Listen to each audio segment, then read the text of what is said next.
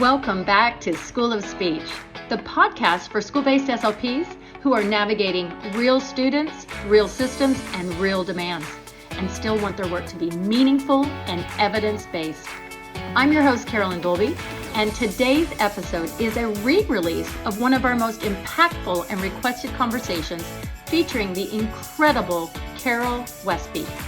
This episode continues to resonate because it gets to the heart of what we do as school-based SLPs, helping students make sense of their experiences through language.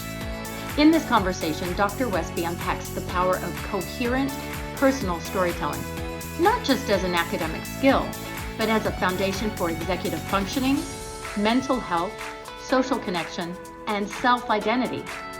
We explore how autobiographical memory and narrative development unfold, what to look for when assessing students with DLD, autism, and traumatic histories, and it is packed with practical strategies SLPs can use to support meaningful narrative growth.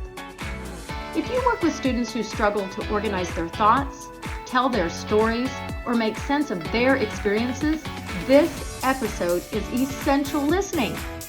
Dr. Westby brings depth, clarity, and decades of expertise that will immediately inform your clinical decision making.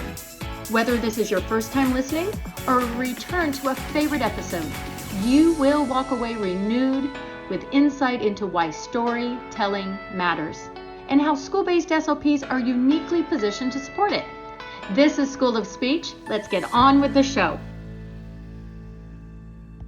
Hello, everyone, and welcome to School of Speech, presented by Speech Therapy PD. I'm your host, Carolyn Dolby, and I am so glad you are here today. Oh my gosh, today's episode is the power of coherent storytelling and a school-based SLP with the amazing Dr. Carol Westby. Dr. Westby received her BA in English from Geneva College, and then her master's and doctorate in speech pathology from the University of Iowa. Currently, Dr. Westby consults for bilingual multicultural services in Albuquerque, New Mexico. She holds an affiliated appointment in communication disorders at Brigham Young University. She is an ASHA Fellow and has received the honors of ASHA and the Clifner Lifetime Clinical Achievement Award. She is a board-certified child language and language disorders. Dr. Westby has received the Distinguished Award from Geneva College and the University of Iowa's Department of Speech Pathology and Audiology. So many awards to list. Not only that, she has received the ASHA Award for contributions to multicultural affairs. She has published and presented nationally and internationally on the theory of mind, narrative, expository development, and facilitation, as well as adverse childhood experiences and trauma, qualitative methodologies, assessment and facilitation of written language, metacognition, executive functioning, ADHD, and the issues in assessment and intervention with culturally and linguistic diverse populations. I could go on and on. She is amazing. I'm sort of geeking out right now, y'all. I really am. I'm so excited. So as you all kind of settle in for the most amazing episode with an amazing clinician, I do want to remind everyone that each episode of School of Speech is offered for 0.1 ASHA CEUs, and you're going to find that on your Speech Therapy PD account. Also, I want to mention on your account, on your course content page, Dr. Westby provided us an outline for today. So if you weren't able to get that, I just want to make sure that you go back and get that outline because that will help you with today as well. Carol, Dr. Westby has nothing to disclose. I have a few disclosures. I am a salaried employee for Portland Public Schools. I'm also consulted for my graduate coursework I teach, as well as compensation from Speech Therapy PD for hosting School of Speech. Non-financial, I do consult for school districts across the nation, supporting the development of their dysphagia programs and also staff training. And I'm also a member of ASHA Special Interest Groups 13, 14, and 16. But you know what? Who cares about me right now? Let's really get into it with Dr. Westby. Hi, Carol. How are you? Hi. Oh, just great. So pleased to be here this evening. Oh my gosh. Okay, I can't wait to get this party started. But my first question is, Carol, why are we talking about personal narratives? And we're talking about personal narratives instead of fictional narratives. I started looking at fictional narratives back in 1978 when I found Arthur Appleby's book, The Child's Concept of Story. And then next year, Stein and Glenn published their article on story grammar. So for years, I've looked at fictional stories, and those are really important. And there's been increasing data that shows the ability to comprehend and produce a coherent fictional story by kindergarten is highly predictive of how kids are going to do academically throughout much of the rest of their schooling. Now, I was kind of aware there was this thing about personal narratives, and I followed Alyssa McCabe's work, who's done extensive work looking at personal narratives in children also from around the world. But I couldn't see kind of how useful that would be. There was no data that said it helped kids in school. And what triggered my moving into personal narratives, and I was again kind of aware that they were there, and had read Dan McAdams' book on the redemptive life when he was talking about what's the story that Americans tell themselves. And because I was looking at some of that and looking at what some of the literature on adults was talking about. And the narrative literature on adults was and still is a personal narrative. A lot of it has focused on dealing with trauma, mental health issues, difficult situations. And so I knew from some of that literature there was some tie-in with telling a coherent personal narrative and mental health, but that was all adult data. My colleague and I, Barbara Collada, at BYU, were seeing a 10-year-old youngster at that time. And he had been a perfectly normal child until he was 4.5, and then developed the severe seizure disorder, Landau-Kleffner syndrome, lost all ability to comprehend and produce any language. My friend Barbara has worked with him ever since. He was 10 when I met him. He had regained a lot of his language, but Barbara and I were talking, and we said, he's really depressed. It was hard to get him engaged. He was in general ed, but he knew he had more trouble than the rest of the kids. And as we talked, we realized he didn't know his story. He didn't know what had happened to him. And so we got permission from his parents. We said, bring in the videos, bring in your photos.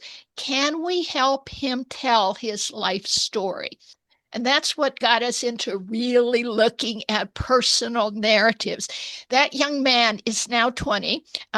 He's part of the Mormon Church, and he's gone on his mission. I just was told that 2 months ago when Barbara and I saw him. We never thought he would regain the level of skills, and his family's always kept in touch with Barbara. But that's what got me realizing we need to look at personal narratives, because the research data shows that better coherent personal narratives, even if your stories are bad, if you can tell them coherently, you have better mental health, you have better psychological well-being, you have a better sense of identity, you have better self-regulation, all the kinds of social emotional things we want kids to have. So that's what got me into it. Then I've been fortunate for a number of years. I've been involved with the International Association of Logopedics and Phoniatrics. It's the International SLP audiology group. And as internet became more active, we started having projects that we would do. It used to be in the past, every 3 years, we would get together at convention and have a good time. But now in recent years, we've been conducting international research. Marlene Westerveld, who's a noted SLP in Australia, her doctoral dissertation under Gail Gillen was on personal narratives. Gail came on to the committee and said, why don't we look at personal narratives of kids around the world? So that's what we've been doing. I've lost track of how many people are part of the Global Tales Network. We do meet together every 2 months talking about what we're doing. We have a number of publications on this topic. And now's probably a good time to mention the Canadian government is funding us, the Global Tales Network, to sponsor an all-day webinar on personal narratives with kids around the world.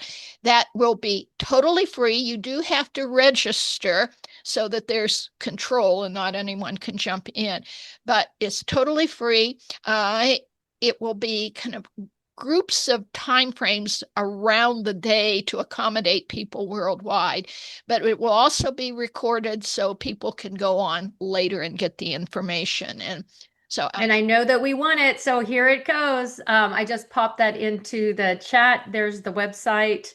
What a wonderful resource for us all, and free. I mean, come on, I love it.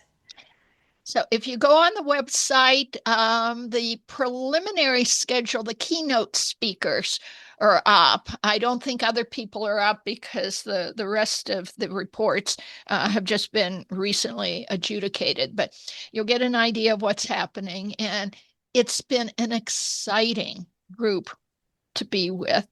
So that's how a lot of this got started and why I've come to understand how critical personal narratives are. So that's the why of looking at telling stories of your own life experiences. And I love that. And I wanted to point out that earlier you said even if they're bad, and you really what you're meaning, if your story is sad or traumatic, if you're able to still be able to recall that, and it's a coherent recollection, it is actually positive. I mean, even It's, out of a bad, you know what I mean? I guess it's just, yes, yeah. yeah. See, a lot of the data from adults has come from the work looking at people who've had trauma Hmm. and helping them tell their trauma stories. And I'm How going to come back healing. to that later Okay. because and look more about the different kinds of difficulties we see. Mhm. And kind of some more comments about the value of the personal narratives. Elaine Reese, she's an American, but has lived her whole professional career in New Zealand. And kind of about 25 years ago, she gathered together over 100 families of toddlers, trained them how to reminisce with their toddlers about just daily experiences, how to elaborate, how to help the kids kind of retrieve their memories, talk about that. Over 20 years, she's every couple years followed those kids. They've been with a matched group of kids, pretty much, middle class kids. And she's done a number of language assessments following them. Her most recent study had showed these children are now in their early 20s, and the children who, as toddlers, had parents who reminisced with them about experience, consistently better language all the way through school, greater vocabulary, more complex syntax. Their stories had more of a temporal order to them. They included more unique information.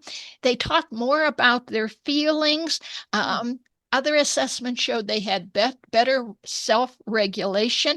Parents said that parents who had reminisced reported much closer feelings with their children than the parents who had not reminisced.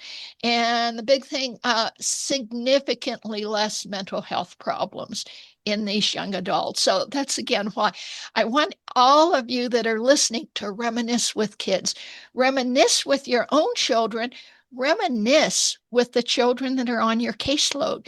You do exciting sessions at times. Take a photograph the next time you see the child, say, "Oh, remember what we did?" And of course, the child's going to say, "No, I don't know what we did." So you show them the picture and say, "Oh, look, we made a kite the last time." So that reminiscing is so critical. It just reminds me of when maybe my daughter was coming back from school and I might just say, "Hey, what did you do?" "Oh, I don't know." Right? Yes. Versus, yeah, saying, giving them some, yeah, to help them reminisce probably would start with you reminiscing. Yeah, well, yeah, you have to reminisce with the child. Elaine Yeah. Reese has a really good book written for parents. It's still available. It's called Tell Me a Story. And it's how to reminisce from your child from the time they're a toddler to adolescence. And she says, adolescents really don't want to reminisce with you. They Yeah. want to ruminate. And I hadn't realized that ruminate means you mull over the bad things that are happening to you and people are doing to you. And she says, that's classic adolescent. But it's really a great book because it gives parents strategies for how to reminisce across that age range. Oh, that is so true. I mean, everyone kind of likes to hear the good stuff or the remember this and oh, I remember when you did that. And again, giving the those teenagers the ruminism for reminism, reminiscing, Yeah. making new terms, making up new terms. Yeah. Oh my goodness. So I love you have given us reason that backs why it is so important, all those positive outcomes. Um, and it's data supported, supported Yes. from the research, which really empowers us because, SLPs, we are data driven. And That's what we're at. The Global Tales Network is trying to move it down.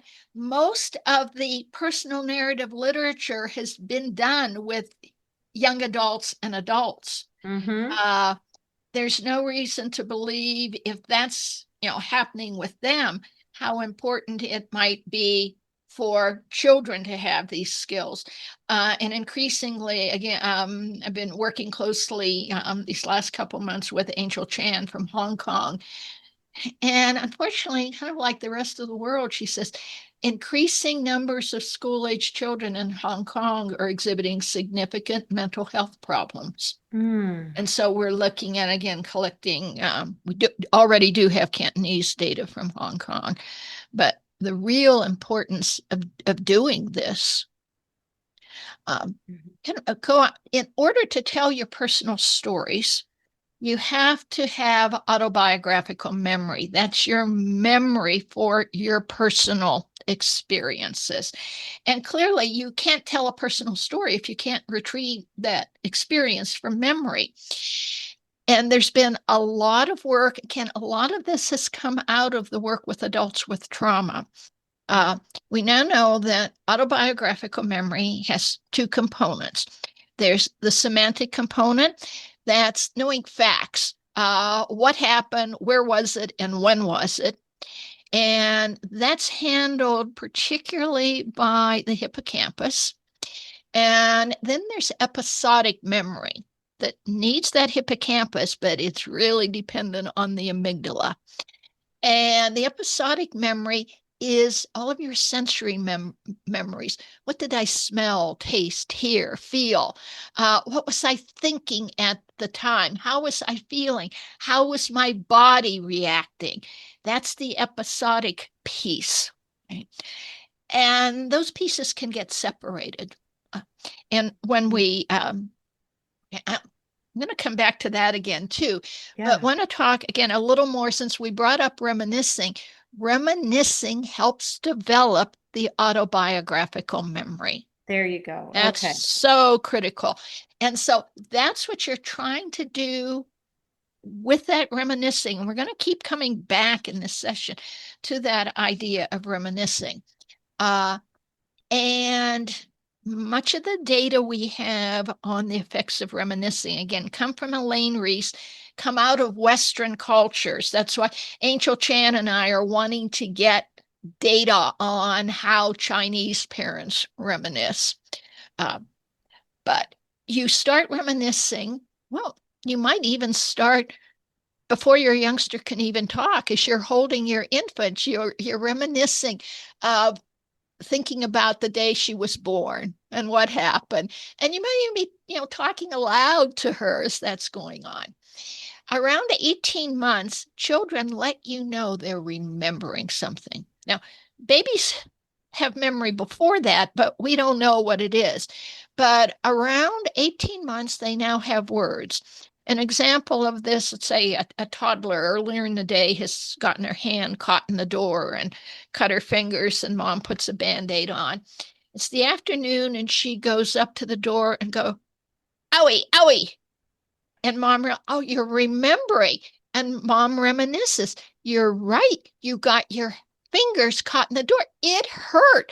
You cried. You were sad. Mommy put a Band-Aid on it. Mom has given her the language for that experience, and in the process is helping her formulate that autobiographical memory with the where and the when and the what and how she felt. All those pieces that you need. During those preschool years, as kids get better at this, when you reminisce, you want to follow what the child is attending to, not turn it into a test. And so you're not saying, when did it happen? And then what happened next? And no, that's not what happened. Pick up on the youngster's cues and be sure to then be using words that refer to emotions. You can't really learn an emotion just from a picture. Someone has to use a word laid onto the experience. The youngsters on their own initially aren't going to be able to tell you how they feel. You have to take all of your best mothering skills, caregiver skills to figure out, what do I think she was feeling at that time, and put a word on it. Oh, you felt so sad, or you were scared. You tripped and were scared going down the slide. You were scared. And then you fell and your arm really hurt. You thought we were going to have to go to the doctors. Now, the child didn't know he was thinking at that point, but he probably was. And so you're coding that experience.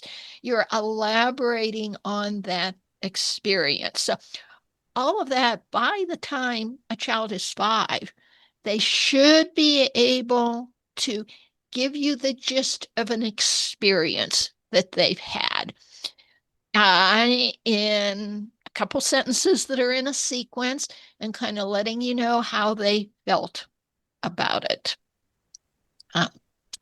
Now, autobiographical memory is very much influenced by any kind of language delay or disorder. It's extremely influenced by trauma. Numerous studies have now shown that autistic youngsters have better semantic memory than episodic memory.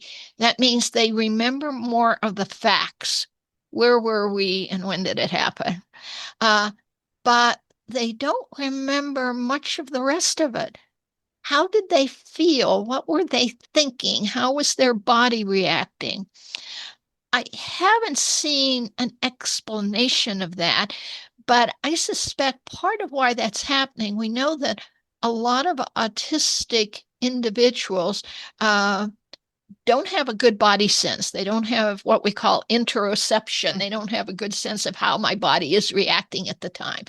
They don't have it at the moment, so it's not going to be part of the memory. We know they're not good at reading social emotional cues and their own and learning the vocabulary. So I'm not at all surprised that their episodic memory is really weak. And that presents problems. Another aspect, and I didn't talk enough about the importance of autobiographical memory.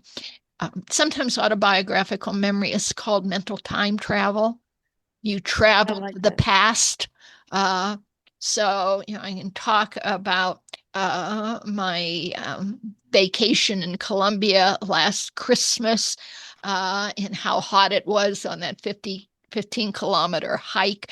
I'm retrieving that experience. And I say, my autobiographical memory helps me self-regulate. I'm missing my 3-mile walk around the park. doing this session right now. So I exercise every day, not because I like doing it, not because I like going to the gym, but given my age and I like travel and experiences, if I didn't do that, I wouldn't get to do all these other things. So that's what helps me self-regulate, because I can think about, like, the year I was in Nepal at base camp for Annapurna. I cheated. I took a helicopter in Annapurna base camp, which is pretty high up. If I'm going to want to do, what am I going to want to do next year? I've got to make sure I keep in physical shape. So it self-regulates me. And that's what your memory, your autobiographical memory does. It helps you self-regulate. The youngster, well, I had a neighbor child a number of years ago, very ADHD, and we lived in townhouses that were connected. And the end of the townhouse was against a hill. And this youngster figured out, he got his bike up the hill, rode it off the second story roof, broken arm. Oh Goes gosh. to the hospital, gets all bandaged. It's several months later. Doesn't the kid do the same thing again?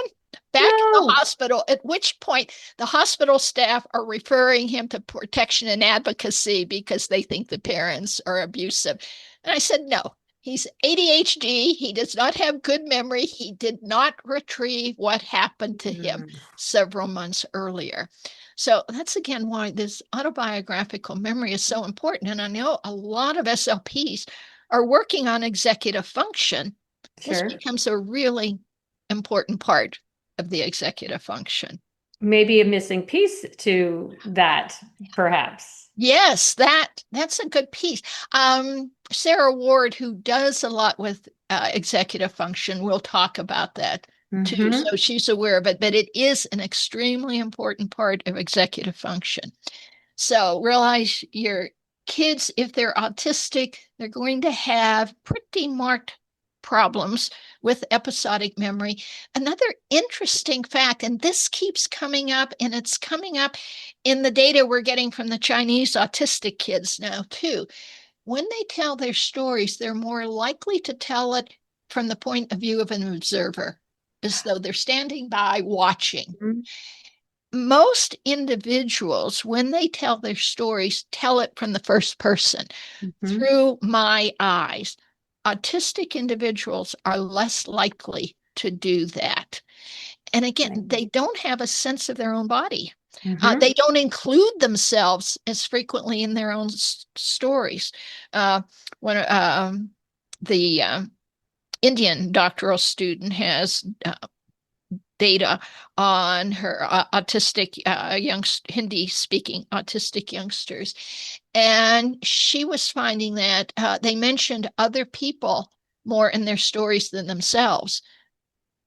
So Wow. ways That's that fascinating.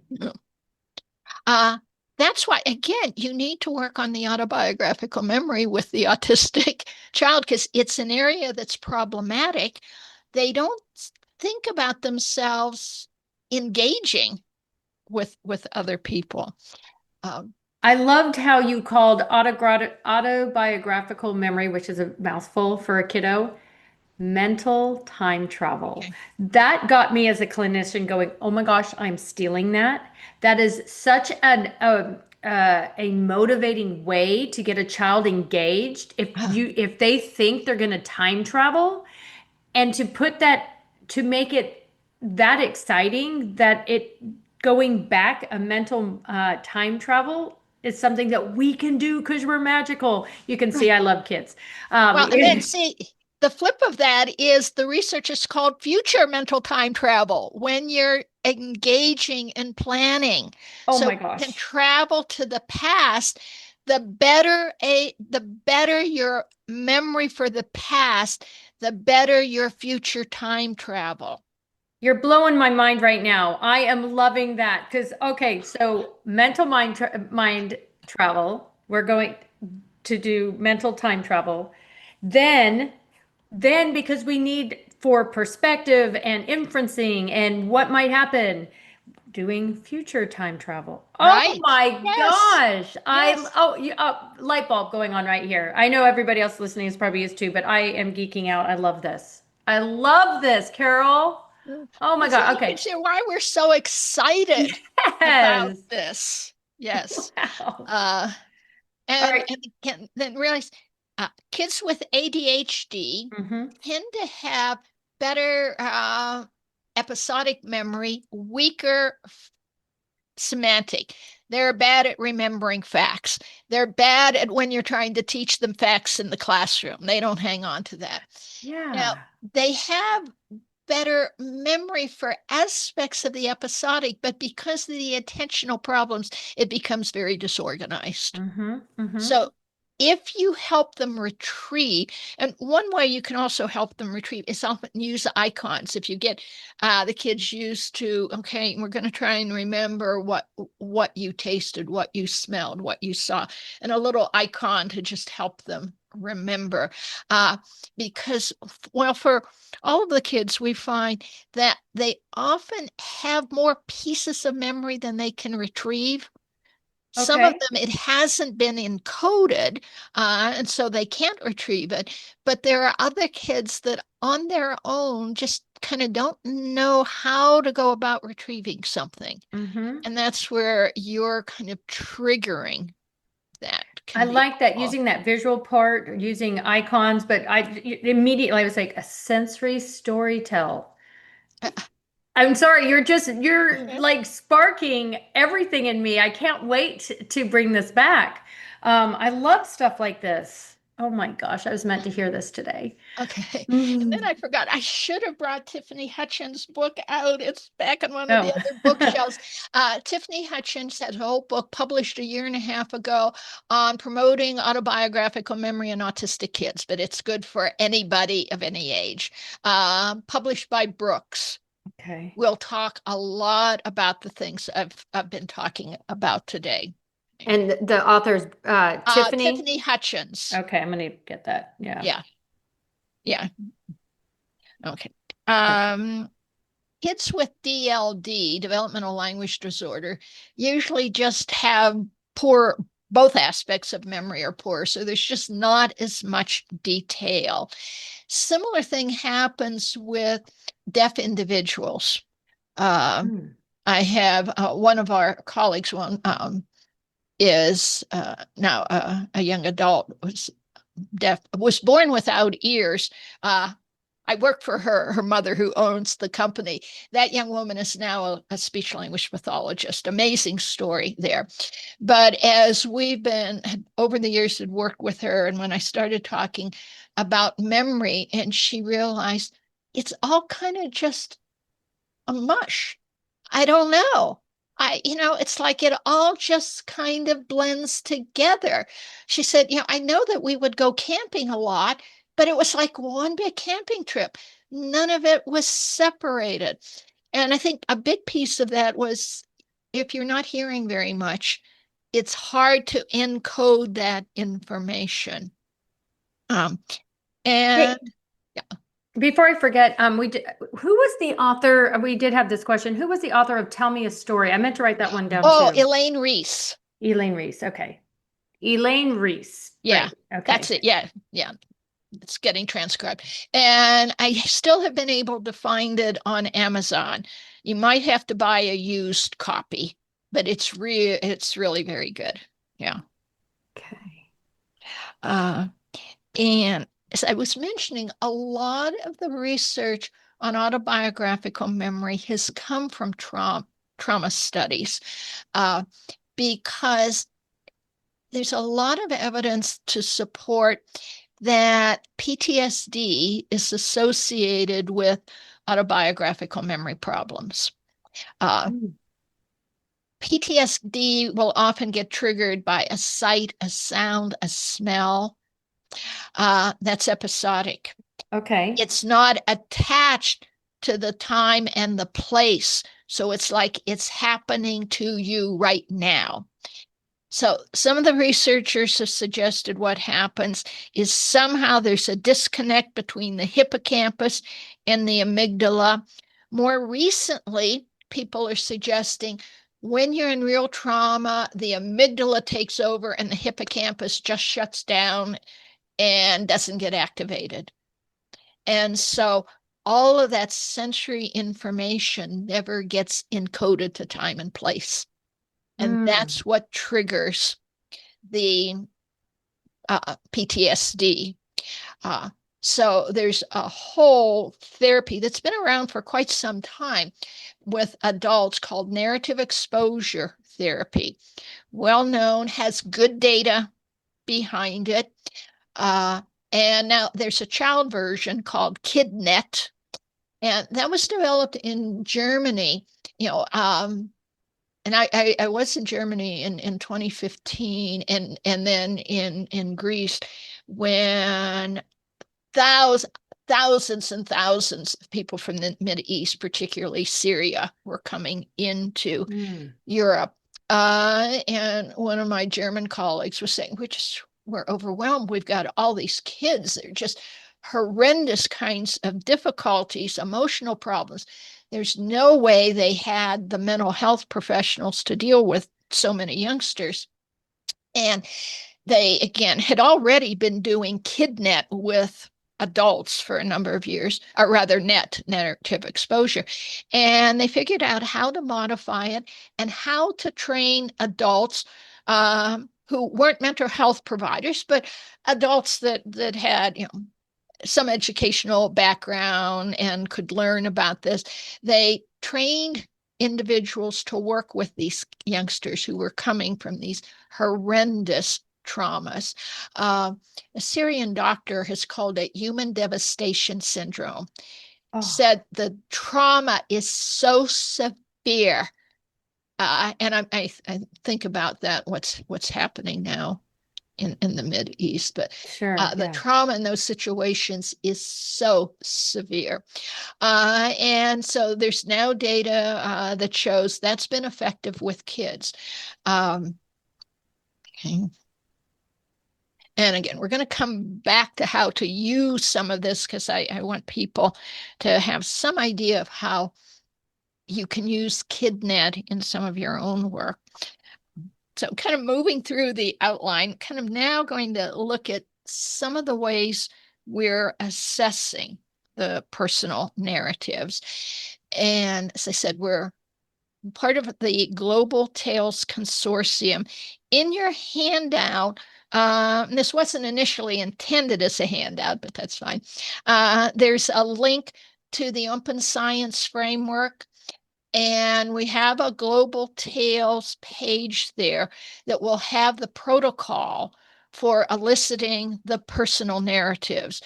There will be other things on that website. I think we have our coding scheme for how to code evaluative words that are important to attend to, because those are all the words that refer to all of your emotions and thoughts that are going to be foundational also for autobiographical memory.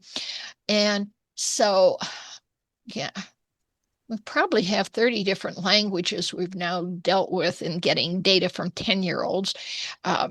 And the children were asked, I want you to tell me a story, kind of a specific time when you were really, really happy or excited. Tell me about a time when you were angry or annoyed, a time that you had a problem and you figured out how to fix it, a time when you were proud, or a time when something really important happened to you. It doesn't take too long to go through that. As we're working with adolescents, we're adding additional words because younger children, elementary school children, don't really understand words like ashamed, embarrassed, jealous, envious.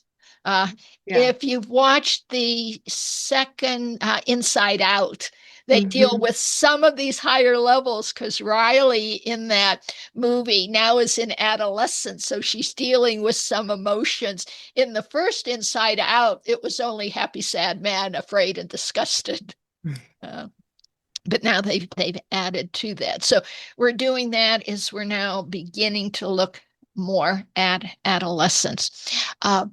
And when we're looking So that's one of the ways we're collecting. I'm also, and in the past, have collected some life stories from adolescents. You've got to be at least 12 to start being able to think about a life story.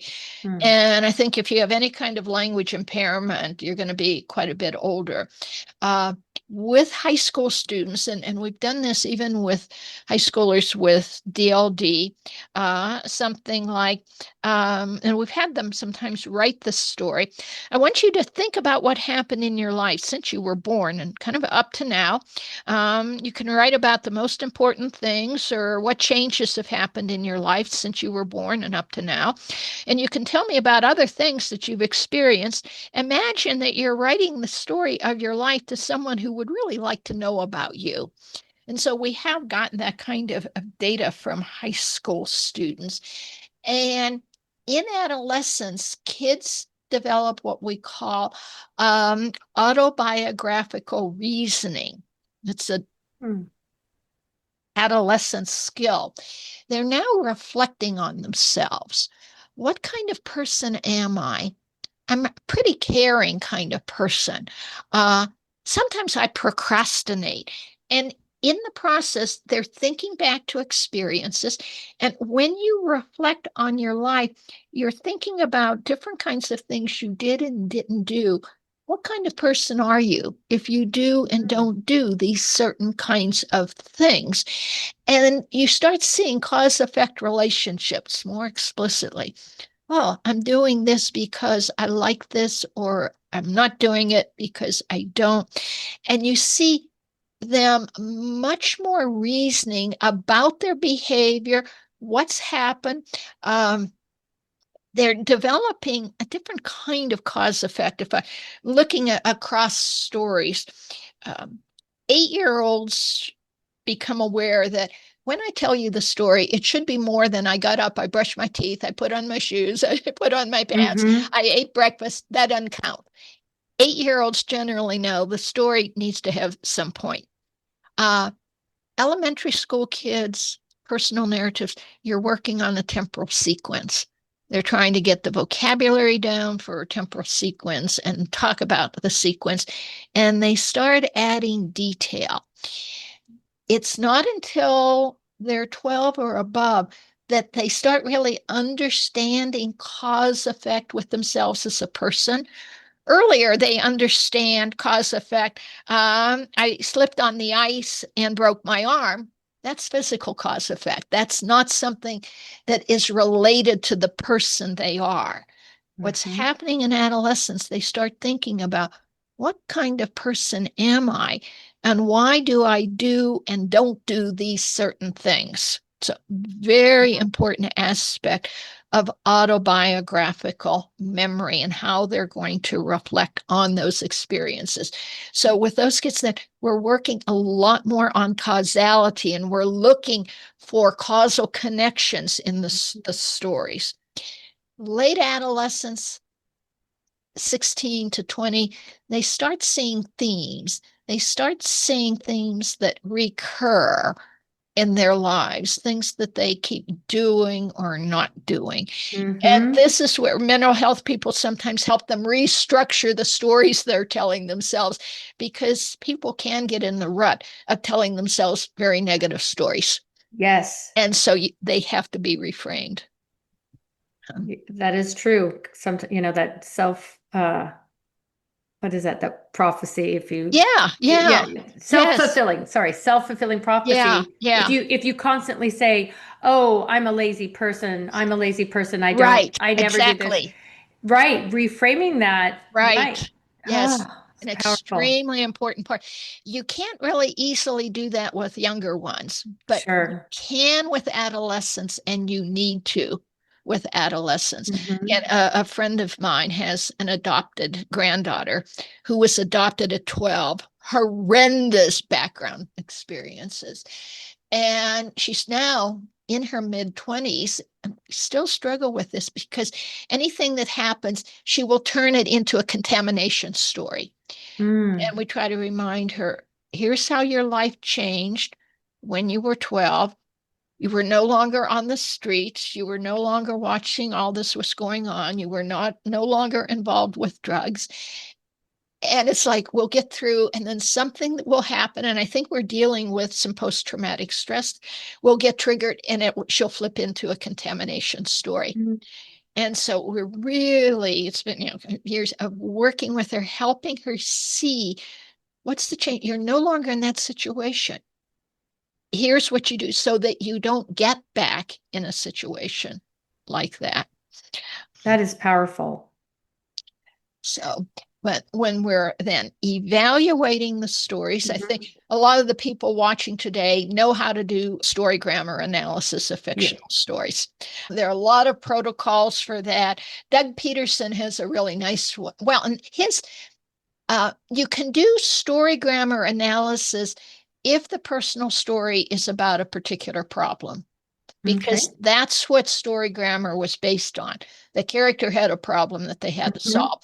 So we've done story grammar analyses of hundreds of kids around the world and found that on that prompt, it will work. It doesn't work on the other prompts, but it will work on that one. For the other ones, we're still trying to figure out what to do. Bliss and McCabe gave a framework. You don't get a hard score, but you can look at the story and you're asking yourself if follow my notes, has the child maintained the topic?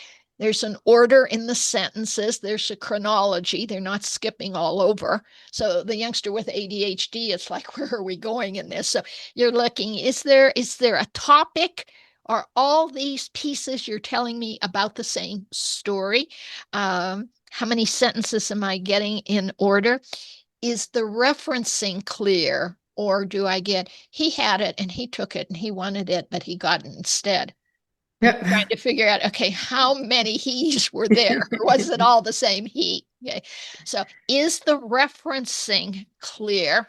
There is data, and I used to not pay attention to referencing. There is data that shows that if kids don't comprehend the referencing by second grade, they have reading comprehension problems by fourth grade. Wait, say that data point again. Yeah. I'm sorry. You If said they don't have good referencing by second grade, they have reading comprehension problems by fourth. They can't track the characters easily. Who does the he refer to? How can they track it back? And that had never been a part of what I worked on in therapy. It's like, what's the big deal with those pronouns? And it turns out being able to clearly inform your listener of who you're talking about when you're using those pronouns is real important, even starting in early elementary. So you're looking at reference, you're looking at use of conjunctions, use of connectives. And again, they're not going to be the kind of at adolescence where, I'm doing this because I'm bored, but rather still understanding physical cause-effect relationships. In the 2016 article that Barbara and I wrote, we do have rubrics and have put out some numbers for those. They haven't been subjected to validation studies. So it's one of the things people could go and look at them and try them out. But what we did was take a number of Bliss and McCabe's ideas and go through the data that we had and begin to think about what might be the hierarchy based on developmental information we have. So there is a hierarchy in that article called Telling Tales that gives you a coding system that you can use for the personal narratives. Okay. Yeah, I'm looking at Telling Tales. I might make sure that I got that. Got it. Thanks. Okay. Yeah, and again, it was in the ASHA Schools Journal in 2016. Okay. And any other questions about what we've talked about so far, or move on to some intervention? Well, I think we better move on to interventions. I want to keep you here for hours, but I know that we don't have it. So yeah, let's get into interventions. So that will be a nice, all right, round it out. So you want to help facilitate kids telling their own stories. And that's where earlier on I said, reminisce with the kids. And in increasingly, we're all seeing more and more youngsters with trauma. I'm currently with Leslie Kokatek. She and I are editing an issue of the Schools Journal on trauma that will be out the end of the year. Yvette Heider is editing an issue of Prospectus on trauma that will be out this year. And there's been an issue of topics and language disorders that's already come out. We're all seeing those kids. And sometimes as SLPs, we're the first. Well, in fact, when Barbara and I wrote the article and it got submitted, and Marilyn Nippold was the editor, and she got a reviewer who had been a doctoral student of Dan McAdams. And it's like, how did she know to do that? I was so impressed. And the reviewer signed her name, which was unusual. And she had no problem with what we said, but her final statement was, this is an area where SLP should not be involved. What? So it comes back from ASHA. What are you going to do with this? And when Barbara and I first got involved with this, as I mentioned, it was the little boy who had Landau Kleffner, and an extremely supportive family. I mean, it's been amazing how that child has developed. Then I'm back in Albuquerque. I'm back in the state that has the highest prevalence of adverse childhood experiences in the nation. And I'm getting our staff start collecting personal narratives. It's not very long until I get an SLP come. I'm not going to do this anymore. We're stopping that. And what would happen as the kids became aware that no one was judging them, you're just listening to the story. You're being supportive. And what we told Asha and what I quickly began to realize, and I tell our staff, I said, this will happen. You then, as soon as it happens, I said, you go to the principal, you go to either the counselor or the social worker. With our older kids, we also tell them when we're doing this, anything I am a mandated reporter. If you tell me anything in your session that would indicate you would hurt yourself or someone else, or someone is hurting you, I need to tell someone. So with adolescents, with the little ones, I think that's kind of too confusing. But we've had to put that in place because it will happen. Now, as an SLP, I'm going to suggest some of the KidNet strategies. The idea of NET and KidNet is that you help the person tell as much of their life story as they can. And when researchers do KidNet, and we've done, I've had some of our SLPs will conduct joint therapy with the social worker. If you don't have mental health training, do not talk to the child about the trauma experience. You let someone else know that's come up. You let the child know. Someone else will be talking with them about that. In KidNet, what they'll put out a timeline, a ribbon, and working with other people in the child's life.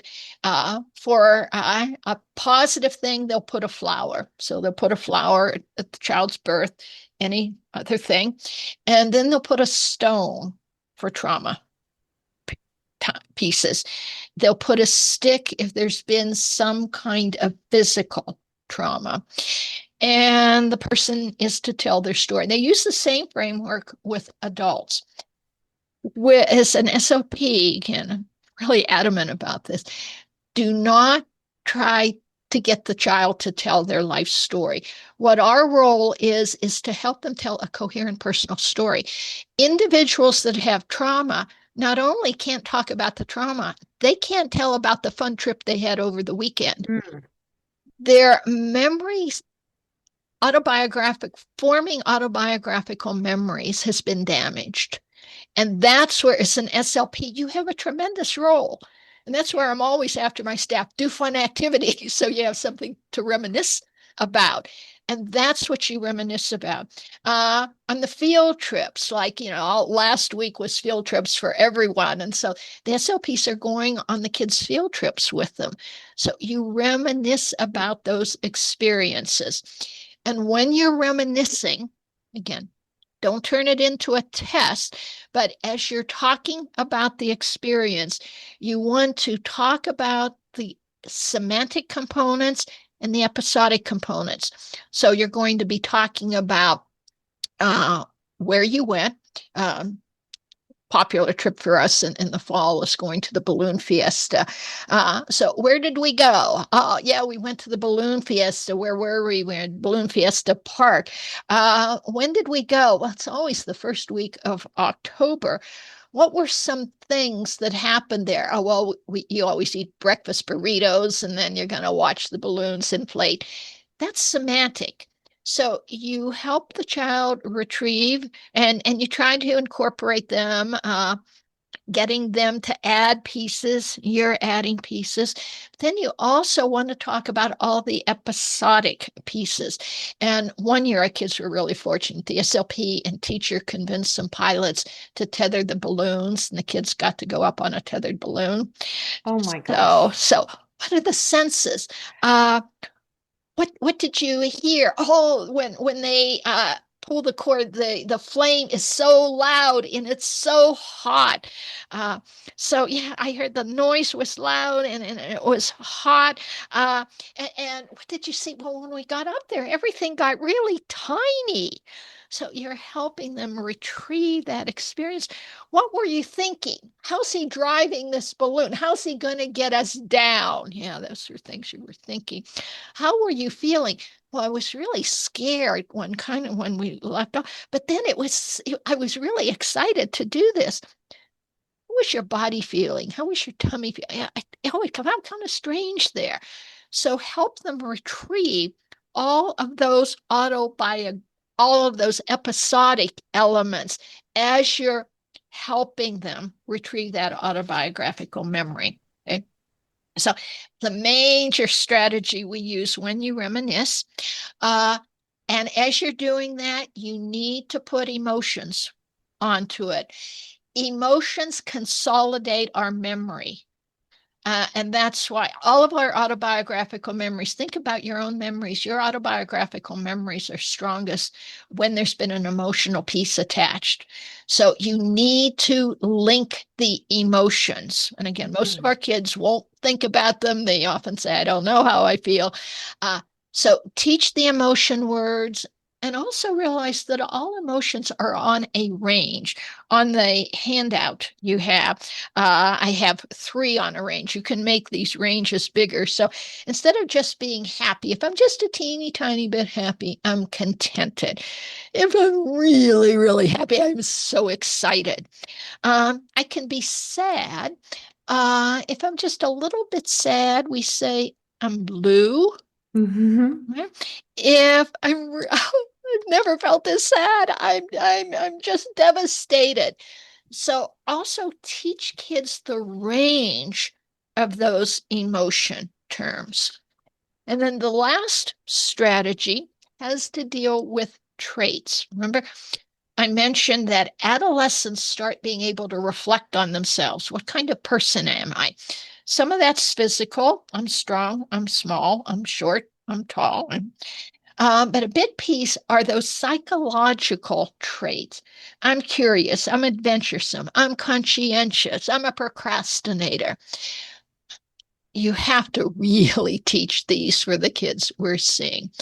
And here's where we use a lot of biographies, often biographies that will be particularly appealing, like we've read the children's story book of Michael Jordan. And Michael Jordan was not always a good basketball player. He was short for a while. And the kids in the neighborhood wouldn't let him play because he was too short to play basketball. And he goes to his mom and says, I want to grow. And mom says, well, pray about it and put salt in your shoes. And So he did that. He didn't grow at the time, but what he did do was keep practicing and practicing and practicing. And he was allowed finally to join the other kids, not because he had grown taller, but because he had persisted and now had the skill. So we do a lot of books like that with the children and adolescents. And even with the adolescents, we use a lot of picture books, biographical picture books, because in a session you can get through them, you can talk about them. Another one, and you have the example in your handouts called Keep On. It's the story of Matthew Henson, who was the African American that guided Robert Peary to the North Pole. And in there, you might say, it's Matthew Henson was really curious and adventuresome. What in the story lets us know that? Well, he read all the time. He read as much as he could. He joined the crew of a ship. He traveled the world. Oh, yeah, if someone did that, they would be curious and adventuresome. In the book, it says he cleaned, he cooked, he mended clothes, he did whatever was necessary. What word would we describe someone that would be like that? Well, they're helpful. They're responsible. He did whatever he was told. They're conscientious. So a way of building that trait vocabulary, which is really essential for also developing that autobiographical reasoning. Okay. And watching the time, and I'll finish with a quote from Maya Angelou, who said, "There's no greater agony than bearing an untold story inside you." Our children need to be able to tell their stories. So thank you so much. You can tell, I hope, how excited I am about talking about this topic and how important it is. This has been amazing. Do you, we did have a question about, do you have maybe a resource for like some really good books that the SLPs listening today could look forward to add to their therapy? The one about the autobiographical about Michael Jordan. And it's been so long since I wrote the Telling Tales article. See if there might be a list in there. I'm not certain. Or the other thing I'll look at. I put in the chat, I put in the link to your to Telling Tales. So okay. Oh, okay. So I put that in there. Yeah.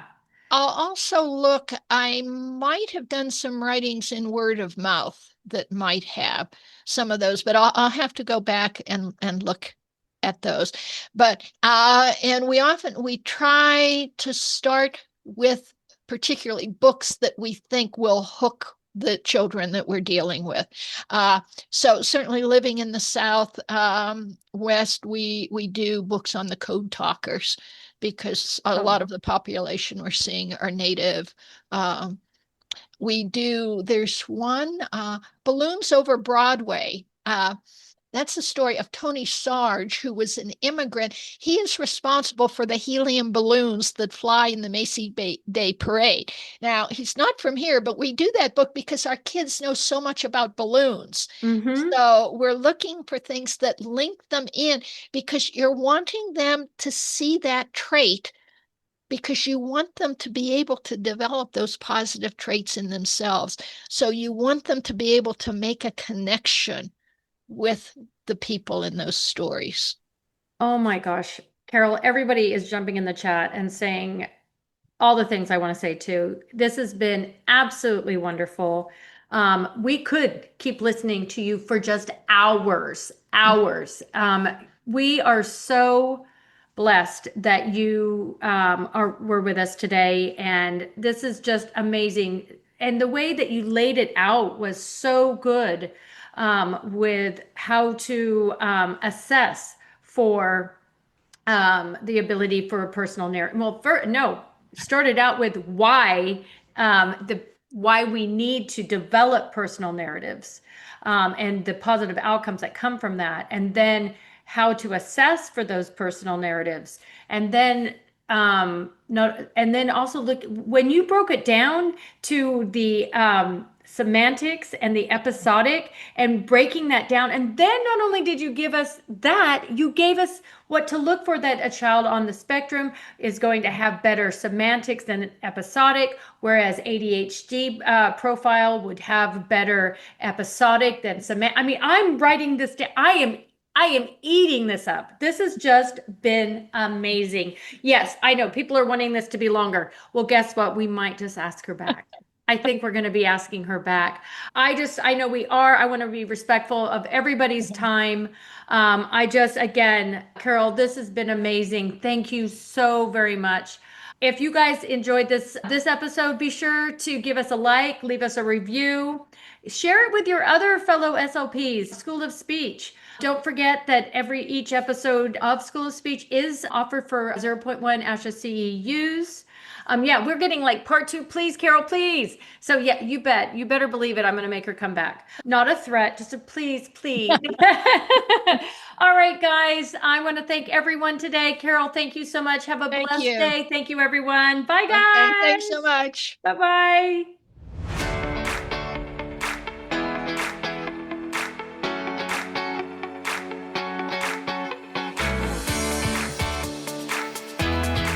Thanks for joining us on today's podcast. Remember to go to speechtherapypd.com to learn more about earning ASHA CEUs. We appreciate your positive reviews and support and would love for you to write a quick review and subscribe.